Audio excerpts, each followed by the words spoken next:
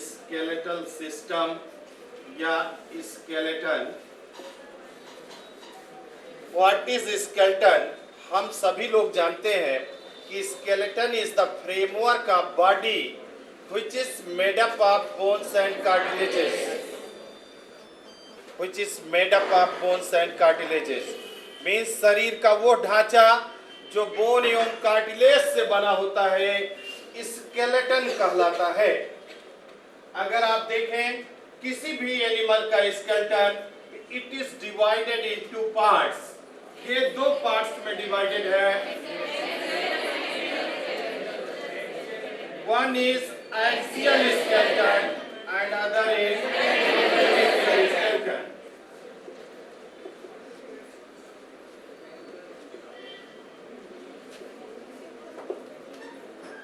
देखिए axial skeleton, इसके अंतर्गत हम लोग क्या पढ़ते हैं? Skull, vertebral column, ribs and sternum.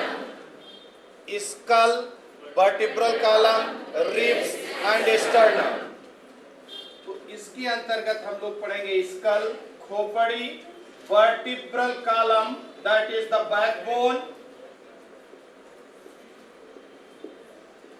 Ribs and sternum.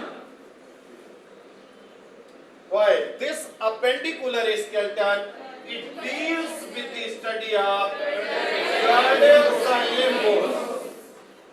Remaining part of skeleton, girdles and limb bones, these are studied under appendicular skeleton.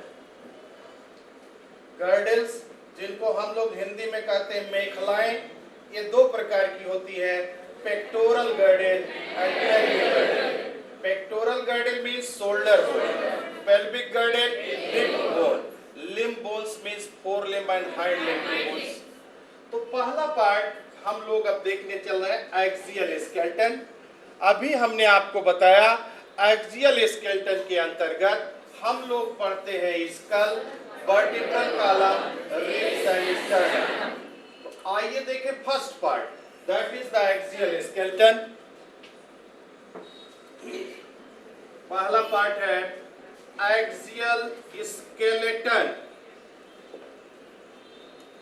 अभी थोड़ी देर पहले हमने आपको बताया कि एक्सियल स्केलेटन के अंतर्गत हम क्या क्या पढ़ते हैं। रीतिका जी आप बताएं। Good, very good. Skull, vertebral column, ribs and sternum. अब हम लोग देखते हैं पहला पार्ट, खोपड़ी। Skull means the skeleton of head, bony framework of whole head is called as skull. तो स्केलेटन ऑफ हेड,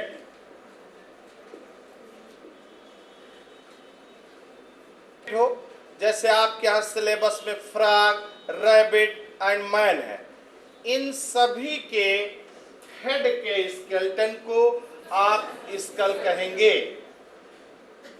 हिंदी माध्यम में जो लोग पढ़े वो लोग खोपड़ी बोलते हैं। और कोई भी एनिमल होगा, कहते हैं इसका स्कल दो भागों में बटा होता है। It is divided in two parts. One is called as neurocranium,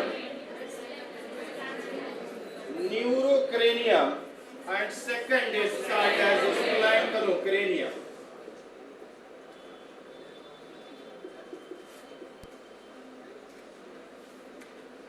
दो पार्ट हुए, न्यूरोक्रेनियम एंड स्प्लैंक्नोक्रेनियम। जिससे हम पूछेंगे वही बोलेगा और कोई नहीं बोलेगा। ड्यूरिंग द लेक्चर, क्लास के दौरान आप बोलेंगे नहीं। तो देखिए न्यूरोक्रेनियम, इसके अंतर्गत हम लोग पढ़ते हैं क्रेनियम। क्रेनियम ये एक ऐसा टर्म है जो हम क्लास 9 से 12 तक पढ़ते आए होंगे, सुने होंगे ये term.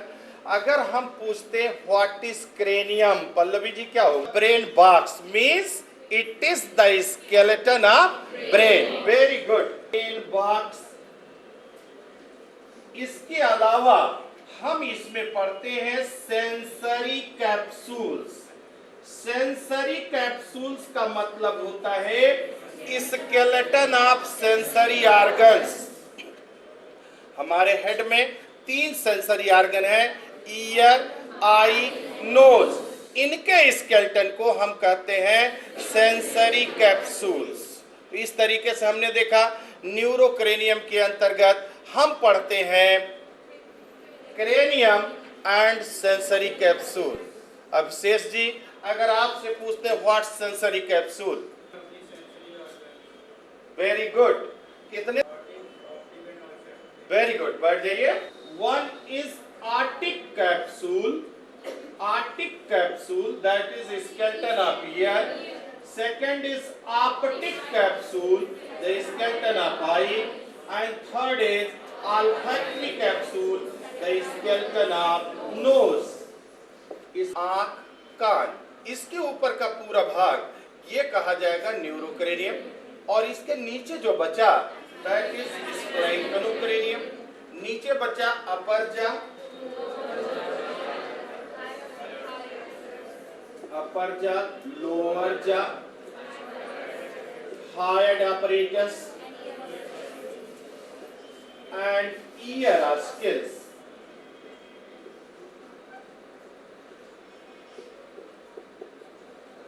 So these are studied under splanchnicranium.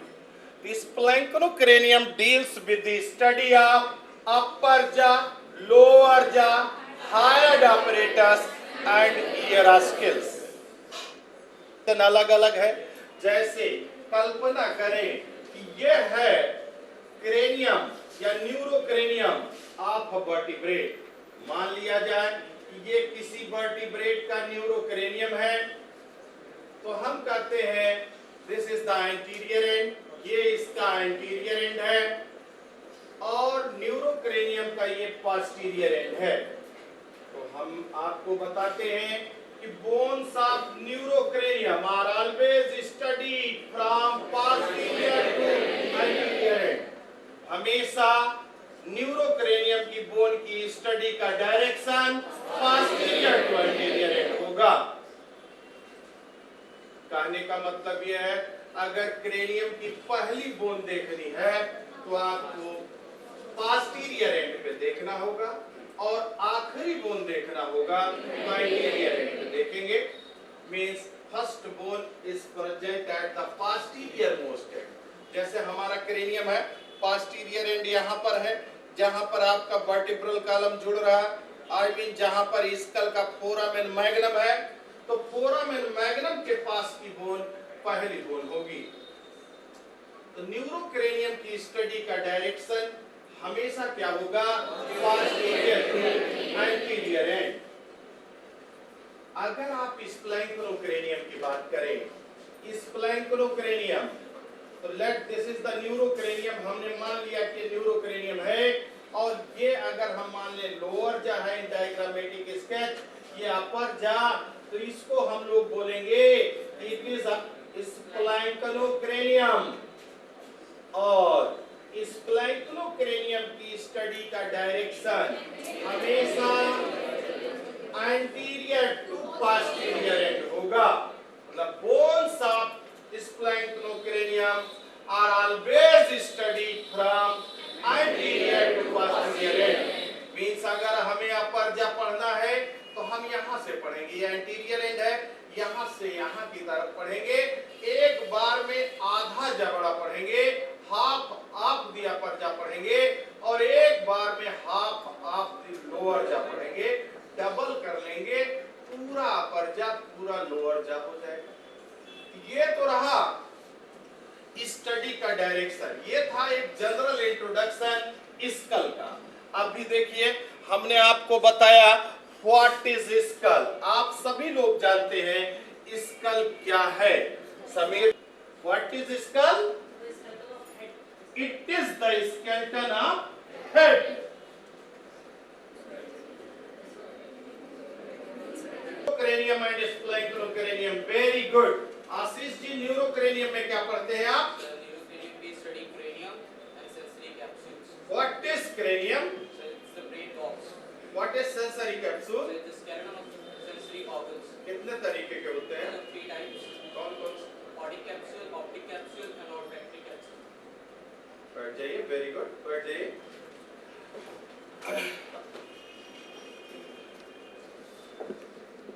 अब देखिए, हम लोग इस न्यूरोक्रेनियम की बात कर रहे थे। अभी आशीष ने बताया कि neurocranium deals with the study of cranium and sensory capsules.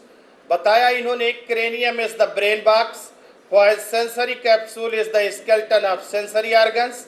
और ये तीन तरीके के हैं, ऑप्टिक, ऑप्टिक एंड ऑल्फैक्टिक कैप्सूल। अब दूसरा पार्ट आता है स्प्लैंक्नोक्रेनियम। नेहा सिंह, स्प्लैंक्नोक्रेनियम में क्या पढ़ती हैं आप? केवल ये लोअर जा अपर जा पढ़ रही, जबकि दो चीजें और हमने बताया। क्या? Hard apparatus and ear ossicles. बैठ जाइए नेहा जी। पल्लवी मिश्रा, आप बताएं स्प्लैंक्नोक्रेनियम में आप क्या पढ़ती हैं?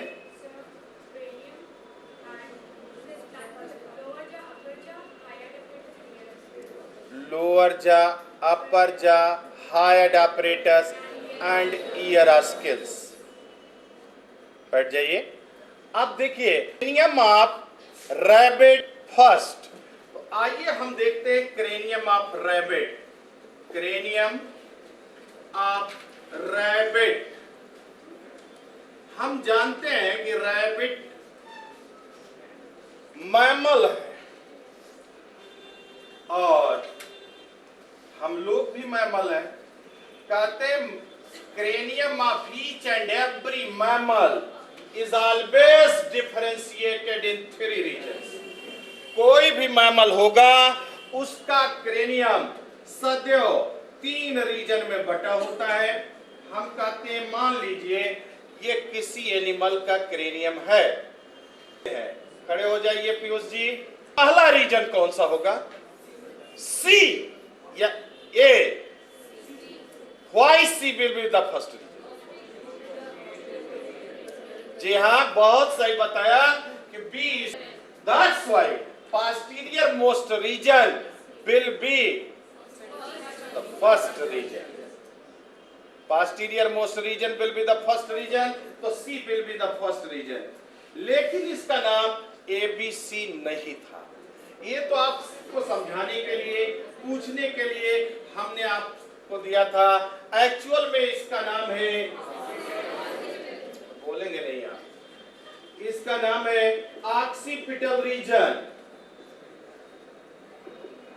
इसका नाम है पेराइटल रीजन, पेराइटल रीजन। और इसका नाम है फ्रंटल रीजन। हमारे पास ये 3 रीजन हैं, occipital region, parietal region and frontal reason.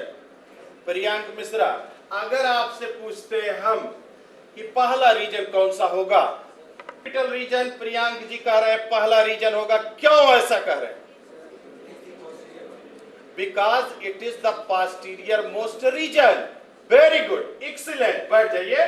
तो इस तरीके से इन्होंने बताया पेराइटल रीजन, तीसरा फ्रंटल रीजन। ये तीनों रीजन क्रेनियम के चारों ओर होंगे, मतलब डार्सल साइड में भी होंगे, वेंट्रल साइड में भी होंगे और लेटरल साइड्स में भी होंगे। और इस क्रेनियम के अंदर एक कैविटी भी होगी। उस कैविटी का क्या नाम होना चाहिए प्रदीप जी? प्रदीप जी, क्लास 6 से बताया जाता है क्रेनियम के अंदर, यद्यप मैंने अभी नहीं बताया है लेकिन हम समझ रहे थे कि आपको आना चाहिए। क्रेनियम के अंदर पाई जाने वाली कैविटी का नाम हीना जी बताइए।